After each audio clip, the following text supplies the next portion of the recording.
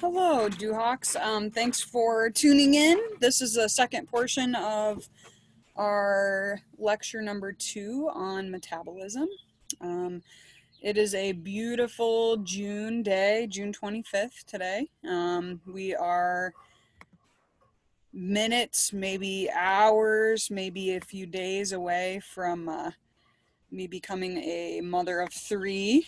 So hanging in there, enjoying this nice weather, and Breck is enjoying his last couple days of being an only child. So again, a few things to kind of review from what we talked about in the previous lecture, or the first portion of this lecture, I should say. Again, we covered all 3 of the energy systems, so make sure you are familiar with which of those systems are anaerobic, which system is aerobic, where within the cell they occur. So the ATP phosphocreatine system will occur in the cell cytosol as well as glycolysis. The Krebs cycle will occur inside of the mitochondria, and the electron transport chain will occur on the inner mitochondrial membrane. Again, other key things to take away from that kind of that first section: understanding the difference between anaerobic glycolysis and aerobic glycolysis, and what would cause us to choose one pathway over the other. So again, those are all kind of the key takeaways from that first unit. Again, I'm hopeful that a lot of that is review for you, and that you would have covered that in anatomy and physiology, or potentially nutrition class, or somewhere else in your careers thus far at Loras. So again, I hope that those things are familiar for you, because kind of the next step, what we'll do as we move through the semester, is then apply the idea of chronic training, right?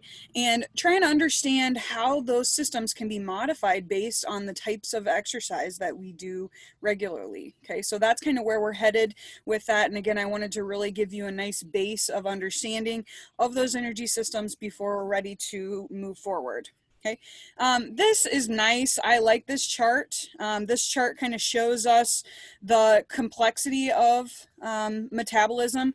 Again, nothing that I'm going to specifically, let me get my pointer out, test you on. However, I do want you to understand the role of each type of macronutrient as it relates to each of those energy systems, right? So again, we said ATP phosphocreatine system is going to rely exclusively on carbohydrates. Also anaerobic glycolysis and glycolysis in general will rely on sugars, or glycogen or glucose, either one of those. So glucose you can see here. Okay.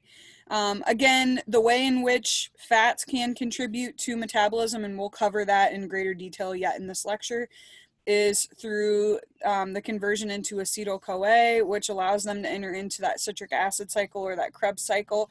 Again, we talked about that recipe, chocolate chip cookie recipe, and how we could substitute in some fat molecules there. Additionally, protein doesn't serve a huge role for us as it relates to contributing to our energy metabolism. Protein is going to serve some other unique roles that we could talk about in a nutrition class. However, if we did need some protein, again, about 10 to 15% of our protein is probably contributing to metabolism. We're going to use something known as the urea cycle, or the uric acid cycle, and we are going to take some of the amino acids, which are like the basic fundamental piece of a protein, and we're going to be able to put those into that chocolate chip cookie recipe, the citric acid cycle. Okay, so again, just kind of looking here to see the complexity of what's going on within the body as it relates to this ever-changing system of metabolism. So that's pretty freaking cool. Again, let's kind of focus in on carbohydrates, because that's what we've talked about thus far. Glucose is converted into, well, first of all, fructose and galactose are converted to glucose. And then glucose can be converted into glucose 6-phosphate. That's the first step of glycolysis, okay? So then you can see within this pathway associated with glycolysis, we're going to create pyruvic acid or pyruvate, as mentioned previously in your last portion of this unit. Then we can either convert that pyruvic acid into lactate, or we can convert it into acetyl-CoA. Again, if it chooses this lactate route, that's the anaerobic glycolysis route. If the pyruvic acid chooses to become acetyl-CoA, that is the aerobic pathway. Okay. Again, I'm like a nerd. I like all these pictures. I like all these charts. Nothing really new to look at here. This just, again, shows us the relationship between what we're consuming and how we're going to utilize those things, right? So what are we doing with these items? Maybe some new terms for you here to make mention of. Gluconeogenesis. So gluco means sugar, neo means new, like neonatal is like a new baby, and genesis means to create. So you're looking at creating a new glucose. Okay, so some amino acids can be converted into glucose if we need to. Again, our body doesn't prefer to do that, but we can if we have to, if we didn't consume enough sugars. Let's see, whatever. Glucogenolysis or glycogenolysis sometimes is what this is called. So taking glycogen, which is your sugar storage form, and converting it into glucose so that we can use it as a fuel. Okay. Again, you can see glucose here. If I overconsume glucose, so if I consume too many sugars, I will certainly convert those into fats. Fats, again, we'll talk about in more detail yet in lecture 2. But fats can be broken down via the process known of lipolysis, and then lipolysis can contribute to the citric acid cycle or the Krebs cycle. So we've spent a fair amount of time discussing, what's happening as it relates to how we create these ATP molecules. But now we want to kind of switch gears and take a look at what we're going to do with those, right? So what do we need ATP for? Okay, so we're looking at energy expenditure. What are we spending this currency on, right? And so we have 3 major divisions to take a look at here. We have resting metabolism or resting metabolic rate. This accounts for 60 to 75% of our total daily energy expenditure. Sometimes this is also known as basal metabolism. And the amount of calories that we expend while we're at rest depend on a variety of factors, including the most important factor would be lean body mass. Okay, so the more muscle mass I have, the more calories I need to maintain that particular type of muscle mass. Additionally, these calories will be responsible for resting uptake of, or resting function, we could say, for like the liver, the brain, the kidney, the heart, all of those different organs that need to be maintained. Okay, so that's what resting metabolism is. Again, when we think about contributing factors to understanding how much calories we're burning at rest, genetics and lean muscle mass are kind of your big 2 contributors to helping us understand this. And we're actually going to get the chance to test your resting metabolic rate in lab in this class. So that'll be coming up within the next week or so, depending on when you sign up to get those tests done. Okay. Thermic effect of food accounts for 10% of our total energy expenditure. We'll talk a little more detail about that coming up. And then thermic effect of activity involves energy expended above your resting metabolic rate to accomplish any given tasks or activities. Okay. This accounts for 15 to 30% of our total energy expenditure. And notice that it says activity, not exercise, right? So again, imagine that I was a bartender, for example, or a mail carrier, right? So maybe I work in a job, or construction, for example, okay? Maybe I work in a job that I have to do a lot of physical activity in order to complete the tasks that are asked of me, right? That's not exercise, right? I didn't plan to like get a good workout in while I was working, right?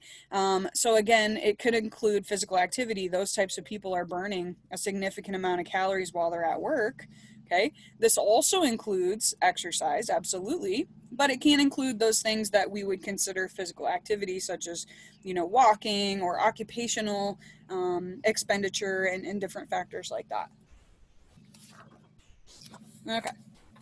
So again, we said this term resting metabolic rate, or BMR, is basal metabolic rate. Those can be affected by many factors. We listed a few, including, these calories that are needed to just maintain our vital organs within our body. Okay. So again, primary factor that's contributing to what our basal metabolic rate is lean body mass. Okay, so the more lean body mass I have, the more calories I need to maintain that tissue. Okay, it's significantly more difficult for us to maintain from a caloric standpoint, or from a health standpoint, muscle than fat. Fat's very chemically stable, so it's very easy to keep. We don't have to do a whole lot to maintain that type of tissue. Okay. Other factors that are important to note here, gender would make a difference. However, when we think about gender, it's really not a whole lot about gender, although women are slightly lower than men. Primarily, the reason that we see a gender difference has to do with lean body mass, right? So men generally have more lean body mass than females, and so therefore they have a higher BMR than those females do. But again, if I looked at a female that had the same exact amount of muscle mass as a male, as it relates to body comp, they'd be pretty darn close with BMR. Okay. Body temperature, or the external environmental conditions, make a difference in regards to how many calories we're burning. So extreme heat or extreme cold is going to cause us to expend more. I'm going to need to get some bug spray. Expend more calories than just a thermoneutral environment. Okay, and actually, extreme cold burns more calories than extreme heat. Extreme heat causes us to sweat, which means we're getting rid of fluids, but that's not metabolically that challenging for us. It's a little tolling, but it's not too bad. Whereas in a cold environment, when I shiver, that burns a lot of calories because of the muscle contractions involved with shivering. Okay. Other components that are important for basal metabolic rate is our thyroid hormone level of activity. So thyroid hormone is responsible for determining our overall metabolic rate. So if I had low thyroid hormone levels, I wouldn't be burning very many calories at rest. If I had high thyroid levels, okay, so like hyperthyroidism, I would be burning a lot of calories at rest. Okay, so people that experience hypothyroidism are generally more fatigued. They might feel cold more often, sluggish. Those are some things that those types of people would experience. Easy for them to gain weight. However, with hyperthyroidism, I am maybe hot easier. What else? I'm like slightly more, I don't want to say jittery, but maybe like fidgety would be a good word, right? I have a lot of energy and that type of thing. So again, those thyroid hormone levels can vary from person to person. Again, we want to monitor those within a small range. However, if you're on that top end of the range, then you're probably going to be thinner than somebody who's on the bottom end of that range. Okay. Other things that are important, if you activate components of the nervous system, so if you activate the sympathetic nervous system, again, that's going to increase metabolic rate. Pregnancy is going to affect metabolic rate, absolutely. The average caloric increase needed during pregnancy for the second and third trimester is about 150 calories per day, up to 300 calories per day, I should say. Somewhere along the lines there. I've never tracked it, I guess. But again, metabolic rate will certainly be affected by the hormones associated with building a baby or babies. Let's see what else. Caffeine. Okay, so caffeine will increase our metabolism, primarily because it activates the sympathetic nervous system, and it will cause us to increase our metabolic rate because it puts more fuels into our blood, so they're ready to go pretty much. Tobacco is also a stimulus, so tobacco will stimulate your nervous system and increase metabolic rate that way. Other factors, your level of physical activity is important. So again, people that are more physically active, again, they're going to have more muscle mass, so they're going to burn more calories. Age is important. So after the age of 35, we're going to see a decline in resting metabolic rate. Again, is that Is that a physiological change or is that a behavioral change? Maybe both, right? So from a physiological standpoint, we will see metabolism slow down, but we also see people after the age of 35 kind of slowing down their activity level, so that might also contribute. Body weight, body size, body comp, all those factors will play a role in what our basal metabolic rate is, or our resting metabolic rate. So this, I think, is really neat. Non-exercise activity thermogenesis. So again, thermo, we're talking about heat. Genesis means to create. So we're looking at creating heat. We know that one of the byproducts of any time we do metabolism is heat, right? So heat is one of those byproducts that we're producing. So that's why this term goes here, okay?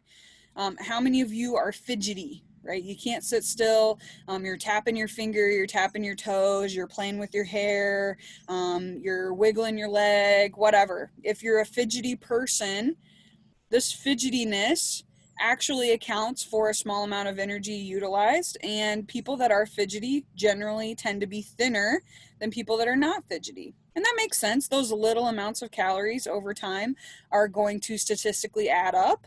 And so that would contribute to us fidgety people being able to maintain a lower body weight or a lower BMI compared to non-fidgety people. This other cool thing that we have is known as brown adipose tissue. And this is a specialized storage of fat that produces large amounts of heat without synthesizing much useful energy. So this brown adipose tissue, we can find it in a few places in the body. It's located like within the liver, but it's also located between your scapula, so like between your shoulder blades. And I'll give you a couple examples of when we might use this. Again, if I were in an extreme cold condition, I might see this unexplained increase in metabolic rate, and that's because I'm able to tap into this brown adipose tissue to allow me to maintain heat in those particular types of conditions. Let's see, my other example, this is going to blow some of your minds. Some of you probably already know this, but a lot of you probably don't. Think about when a baby is born. Okay, so the baby goes from 90 whatever degrees inside mom's tummy to the ambient world where temperature is comfortably at 70, 75, whatever temperature you keep your house at, right? So that's a huge change, right? That's a huge modification from like 90 whatever to 70 whatever. So you're looking at and again, they get clothes when they get out here, so that helps, but you're looking at a pretty good temperature change from in utero to like real life, right? So when babies are born, like let's say, for example, these babies right now are like almost 5 pounds each. Isn't that crazy? I have 10 pounds of baby in there. Isn't that insane to think about? Seems like a lot. But they're still hanging in there. It's crazy what the body can do, right? Anyway, when Breck was born, he was 7 pounds, 11 ounces, okay? And so within the first week of a baby's life, they're expected to lose weight, actually. So within that first week, they want these babies to become adjusted to the temperature. That's one of the major changes that they need to be able to overcome, and also learning how to like drink milk or whatever. But they're expected to lose up to 10% of their body weight. They don't want them to lose more than 10% within that first week. And isn't that crazy to think they're going to lose 10% of their body weight in 1 week? But basically what they're doing is they're burning through some of this brown adipose tissue so that they can gradually adjust to this temperature change. Isn't that cool to think about? So anyway, so like after 1 week or whatever, then they should be good and they should see an increase in body weight at that particular time. But again, you know, the doctors and nurses really don't want those babies to lose more than 10% as they make this temperature adjustment. All right, thermic effect of food. Again, this has to do with our, gosh, hang on, I gotta get some bug spray. Let me pause this. All right, we're back in action here. Let me get back to the PowerPoint. Shoot. Here we go. Okay, so thermic effect of food. We're going to see an increase in metabolism during digestion, absorption, and metabolism of energy yielding nutrients. So basically, the thermic effect of food, we're looking at what's the energy investment that we have to make in order to put your food in your mouth and get it into a usable form, right? So we're looking at digestion, but also absorption and some of the conversions that are going to happen, like within the liver, for example. This represents about 10% of our energy consumed. So again, we're spending about 10% of our total calories on the thermic effect. Thermic effect is greatest for proteins, then carbohydrates, and then fats are the easiest for us to digest and utilize. Or I guess not necessarily utilize, but get into like that basic form of ATP.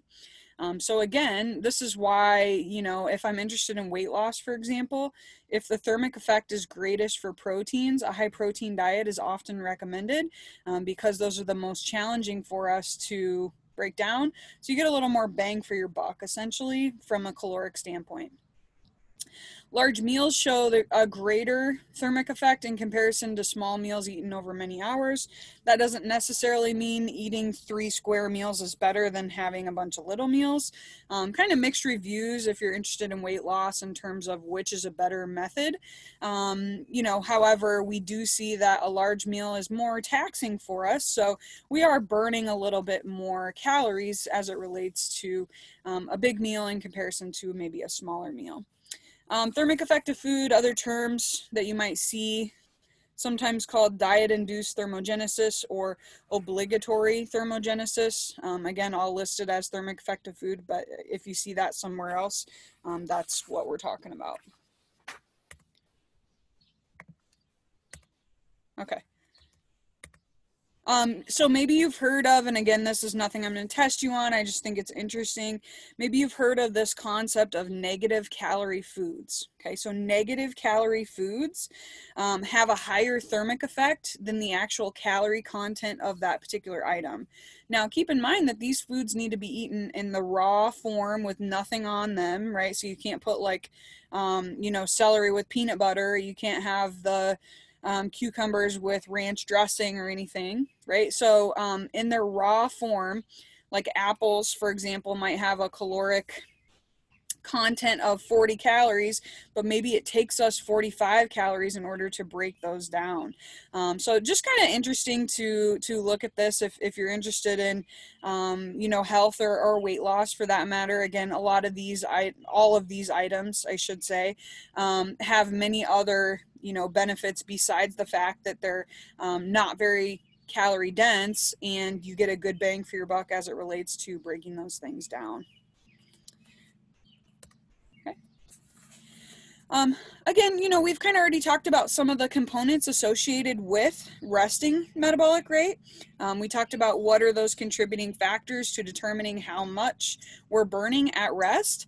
And now we want to kind of focus in on what's happening when we exercise, right? We said exercise would increase our resting metabolic rate, but also keep in mind that exercise goes in a different category, right? Exercise goes in that other category where we're talking about calories needed, what did we call it? Thermic effective activity, right?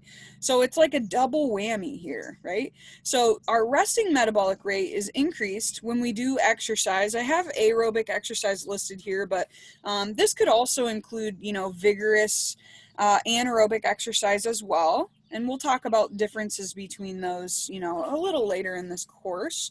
But two mechanisms responsible for this increase in resting metabolic rate associated with doing aerobic exercise, a single bout. I'm going to see some hormonal changes, number one, and number two, I'm going to see an elevated metabolic rate immediately post-exercise. Okay, so again, we're just talking about acute exercise, just one single exercise bout, and I'm going to see some immediate hormonal changes as well as an elevated metabolic rate immediately post-exercise.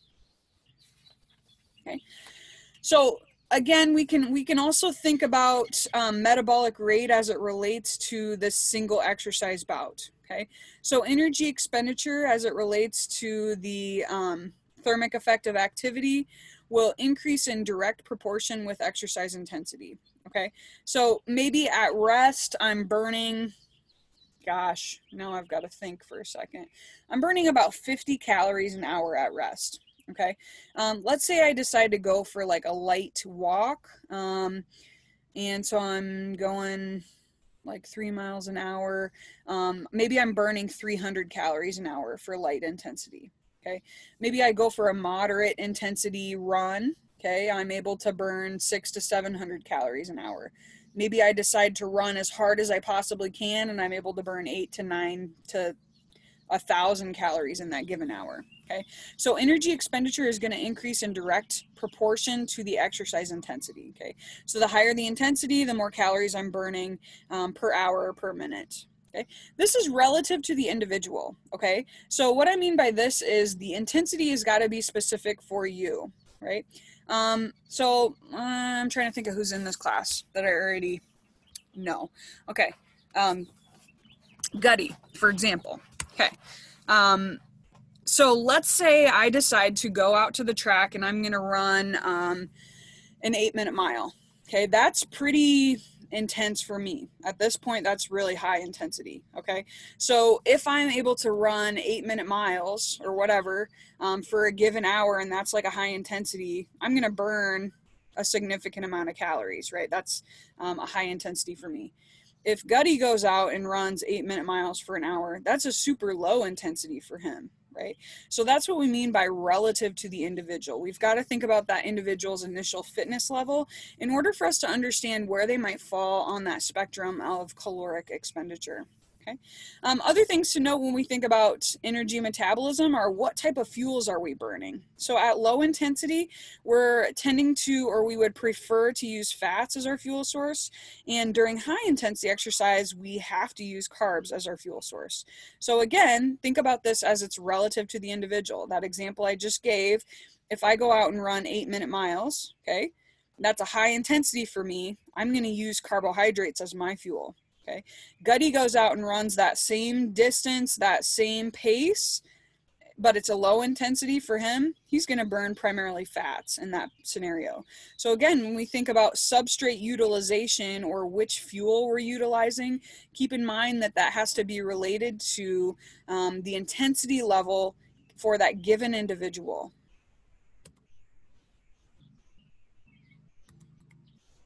Did I switch? Oh, there we go. Okay, so what about when I'm doing maximal exercise? So as mentioned previously, when we do maximal exercise, we're completely reliant on carbohydrates as our fuel source. Okay, so the phosphocreatine system or the ATP phosphocreatine system here and anaerobic glycolysis absolutely 100% are relying on carbs in order to do their job. Okay. Aerobic glycolysis and those oxidative pathways, so the Krebs cycle and the electron transport chain, are playing a minimal role in energy contribution when we're at high intensity. Okay, so one important thing to note, if you want to do anything with maximal intensity, like if you want to be a good freaking football player, you want to lift a lot of weight, you want to run super fast, if you want to do anything at high intensity, it is absolutely essential that you are fueling yourself appropriately with carbohydrates so that you can fuel this ATP phosphocreatine system and you can fuel anaerobic glycolysis, right? Because without those products, I'm not able to work at my full potential as it relates to high intensity. Okay, so very, very important when we think about the application of this slide as it relates to performance from an exercise standpoint. Okay. When we think about this maximal capacity for aerobic exercise, okay, we can measure this via VO2 max, which we will in fact do in this class. That's our next unit after we finish up with metabolism. And again, when we think about VO2 max, a few components to understand here. We're looking at the maximum amount of oxygen that I can consume and utilize in one given minute. Okay, so let me say that again. The definition of VO2 max is the maximum amount of oxygen that I can consume or bring into my lungs and utilize, like at the level of the skeletal muscles, in one given minute. Okay, so we know in general that a higher VO2 max means that someone is more fit, okay? So VO2 max gives us a great idea about how fit someone is, okay? However, when you become, or when you have exposure to an elite endurance athlete, there's a limit to this, okay? And we'll talk in a lot of detail about VO2 max and the contributing factors associated with how to measure it and how we can modify it in the next, I think it's the next unit, I think it's unit 3. But basically, like, there's a limit, there's a cap to how high I can get my VO2 max, okay? That doesn't mean that, like, that's it, like, oh, I've peaked and I can't ever go any faster than, you know, what I did when I reached my highest VO2 max, okay? Thankfully, that's not the truth, okay? So other modifications that I can make, maybe I'm able to sustain that intensity or close to that maximal intensity for a longer period of time. Okay, so instead of being able to hold my VO2 max for 800 meters, maybe I'm able to hold it for 1200 meters or something along those lines, right? So again, maybe I'm able to sustain that highest intensity for a prolonged period of time. Okay, we see VO2 max decreasing about 1% each year after the age of 25 to 30 years. Again, frowny face, I'm 34, that kind of sucks. Like, this is my jam, this whole idea of being an endurance athlete. However, there are other ways in which we can still maintain or even continue to improve endurance performance. And again, we'll talk in great detail about that coming up in these next couple units. Okay, significant differences exist between males and females as it relates to VO2 max levels. Contributing factors to that include the hormone testosterone. So testosterone is going to allow males to have more hemoglobin, which means that they can carry more oxygen in their blood, which means that they can deliver that oxygen to the skeletal muscle, which means that they can use that oxygen at the skeletal muscle. Okay. So females have significantly less hemoglobin, and that is related to testosterone levels, okay? Additionally, males have more muscle mass than females. Again, that's just a generalization, not true for every person by any means, but because I have more muscle mass, I'm able to do more aerobic work as a male, potentially. Okay. What about anaerobic efforts? So what about exercise that's anaerobic in nature and exercise capacity as it is associated with such? So we already talked about lactate threshold, okay? And lactate threshold, again, gives us an idea of that interplay. What intensity can I go where I see this interplay or this interaction between aerobic metabolism and anaerobic metabolism, right? So that's a good way for us to understand what our anaerobic contribution is as it relates to a metabolic standpoint. We can also measure something known as EPOC. Okay, so EPOC is excess post-oxygen consumption. I think that's coming up on in this unit as well. So again, this gives us information about how much anaerobic contribution I've made from a metabolic standpoint with that given exercise intensity. Aha, the next slide. This is one of my favorite concepts. I freaking love this. This is so cool. Okay, so excess post-exercise oxygen consumption, or EPOC. Okay, so let's take a look at what's happening here as it relates to oxygen consumption. Okay, so here in this chart, you can see I'm resting. Okay, then I begin exercising. And as I begin exercising, I have an immediate increase in the need for oxygen. Okay? However, it takes my body like a little bit of time to figure out what's happening and what I'm doing. Okay, so this creates an oxygen deficit. The oxygen deficit represents the amount of oxygen that I needed when I had that initial start to the exercise, but I wasn't provided that yet. Okay. Next, I'm going to reach a steady state where oxygen consumption or oxygen intake matches oxygen need. Okay, so I've got this supply and demand balance once I reach steady state. I'm sure many of you have experienced this before, this oxygen deficit, and you know how it feels, right? Like the first couple minutes of working out, it's like, oh, this feels like shit. Like, oh, am I going to feel this bad the whole time? And you're like a little bit annoyed and it just feels hard and you feel sluggish. And then after a couple minutes, again, depending on the person, depends like how soon I can get to steady state.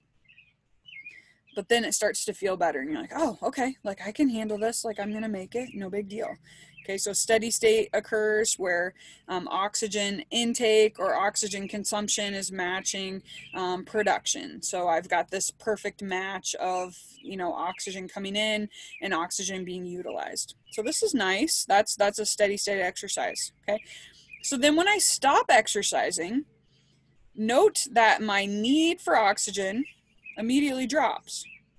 However, I still have this increase in oxygen consumption for a significant amount of time after the exercise is over, right?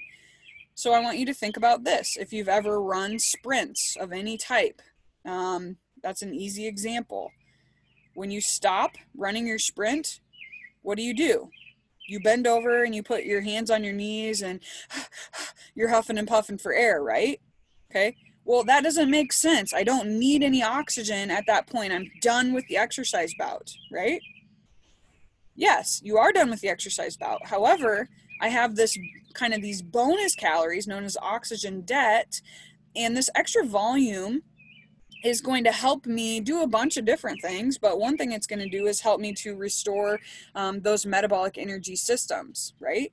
So here we can see this oxygen debt or this EPOC post-exercise that's going to help us get ourselves back to homeostasis, basically. Okay, so that's what EPOC is. And again, imagine these as like anytime I'm anytime I'm using oxygen, I'm burning calories. So think of this as like bonus calories, right? I'm done doing exercise, but now I get these bonus calories after the exercise is over. So that's super cool. I love it. Okay, how do I get more EPOC? How do I get this higher level of an increase in metabolic rate post-exercise? And how many calories does this account for? Those are questions that are legitimate, okay? So as I increase the intensity of the exercise bout, I'll see an increase in EPOC. As I increase the duration of the exercise bout, I will see an increase in EPOC as well, okay? So this chart, I would like to change it, and I haven't, should include intensity and duration of exercise, right? Basically, the more tolling that exercise bout is, the harder it is for us to get back to our true resting, to fully recover from that exercise bout. And so therefore, the higher this EPOC is, or the higher these bonus calories that we alluded to, okay? Well, how long can EPOC last, right? So again, it certainly depends on many factors and some individual differences as well, but intensity and duration are key to understanding how long it will last. It could last 2 minutes. It could last up to 48 hours though. That's freaking cool. So I'll tell you just a couple stories here. So I think pretty much everybody in this class already knows me. So I'm like a crazy endurance person. And I've done, gosh, I don't even know. Have I done like 12 marathons or so? Maybe more than that. I don't know. But and I have this goal. I want to do a race in all 50 states. It doesn't have to be a marathon. It can be like any type of endurance race.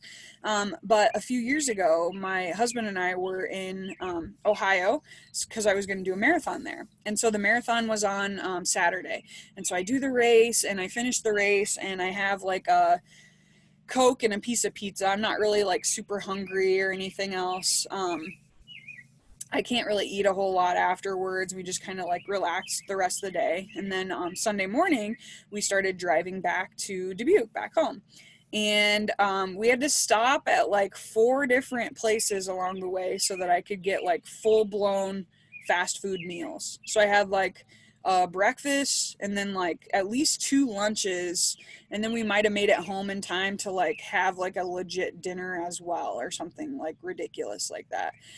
So again, when you think about EPOC, you know, that's what's going on. Was fast food the best choice? No, I'm not saying like you should go get fast food after you like do a hard exercise bout, but you get the idea. And again, maybe you have experienced that, like, you know, a lot of you have played in tournament team things, you know, growing up and that sort of thing. Like, well, shit, if I have a you know, a basketball tournament that's a 2-day thing, or a soccer tournament or something like that, where I'm doing a lot of games or a lot of events or something like that, EPOC's going to be high when you get home on that Sunday or that Monday or whatever after that event is over, right? So again, think about not only intensity and duration, but the accumulation of that as well, for those of you that are doing multiple sports, or not multiple sports, multiple games or multiple matches, that sort of thing. So EPOC is great. I freaking love it. This is what I live for right here, people, is getting these bonus calories after after exercise. I guess I limited myself to one story, so that's good. All right. I think I'm going to do just 2 more slides or so. I think I have written down I wanted to get to 28 today. So in addition to understanding how many calories we're burning, it's also important that we understand the economy of effort. And so again, without dipping a whole lot into biomechanics, when we think about economy of effort, we're looking at how skilled we are at completing a particular movement, and how being more skilled at that particular activity reduces the energy demands of that activity. There's a really loud bird in that tree. You need to shut up. I'm trying to do a lecture, dude. Zip it up there. So again, the more economically I can move, the lower the energy expenditure is for me, okay? And again, when we think about economy of movement, it has to be very specific, okay? So again, I know I talk a lot about running, but distance runners versus sprinters have different movement mechanics that are specific to their appropriate speed for their races, okay? So again, if I wanted to be a really good 100-meter dash runner, I wanted to be a really good sprinter, okay? Coach Jones, the track coach, would never tell me to go for like a 6-mile easy jog, right? And the reason for that is the movement mechanics associated with a jog versus sprinting at full speed are significantly different for all of us, okay? So again, when we think about this concept here, it's really important to think about specificity of training, right? It doesn't do me any good to go through half speed if I'm trying to run a football play, for example, right? What am I teaching my body by doing it halfway, right? What am I teaching my body by going at 40% or 50% or something like that, right? So again, we have to develop the appropriate movement mechanics that are appropriate for how we want to compete as athletes, okay? I'm not saying every day you got to go out there and freaking just kill it and every day has to be at full speed. But I do have to spend a significant amount of time at the appropriate intensity at which I want to compete, whether that's in running, whether that's football, volleyball, whatever it is, whatever your sport of choice is. When we think about economy of effort, we have to practice at that particular pace so that we build more economy, so that we become more efficient, okay? Okay, so again, if we take 2 runners that have the same speed, okay, so again, both of them can run at an equivalent speed. The individual that's using less oxygen at that given speed is more economical, and that individual will have an advantage, okay? So again, I might have that same absolute speed as someone else, but if I'm expending more oxygen than that other person is going to be able to be more economical, and they're going to have an advantage in that particular scenario, okay? Because they're able to sustain that pace easier or for longer without getting worn out, if that makes sense. Okay, so when we think about energy cost as it's associated with various activities, this varies significantly, number one, from person to person, okay, so based on body size, economy of movement. Again, I coach triathlon, and just going to like the YMCA, for example, and seeing people swim, economy of movement in the water is like just insane. Some people are just like what I call splash mode, right? Where you're just like going as fast as you can, but like not really moving forward because you're not moving in an efficient way, if that makes sense. Whereas other people are putting in a lot less effort and they look nice and smooth and they've got great economy of movement. And so therefore they have a huge advantage over people that I consider splash mode. Okay. So that's economy of movement. Definitely the intensity and also the mode of exercise are very important. Energy cost of various activities is based on average oxygen consumption. This doesn't consider the anaerobic component, so it's difficult for us to get a good estimate of how much energy we are expending from the anaerobic side. We don't really have that like nailed down yet, which is kind of cool because maybe one of you someday is going to get this all figured out, how we can understand our anaerobic contribution from an energy standpoint. We don't really have a gold standard for that yet. Okay, I think this is my last slide for the day. So again, nothing that I'm going to test you on or anything else. This just looks at, and I don't know why tennis singles is in red, but it is average calories burned in 1 hour. Okay, so again, running, jumping rope, those are high on our list. You know, swimming is lower on the list because it's not weight bearing. Basketball, we can see up here as well. You know, that it's just such an arbitrary number, 728, right? If I'm playing a pickup game and I'm going like balls to the wall, right? I mean, I'm burning more calories than that versus somebody who's just jogging, or you know what I mean? So like there's so many factors that play into what this value would actually be. But again, this just gives us a nice little estimate for energy expenditure in 1 hour. All right, so I'm going to stop there for today. I hope you guys have a great day. We will pick up here and begin talking about measurement of energy expenditure in the next section of this unit. All right.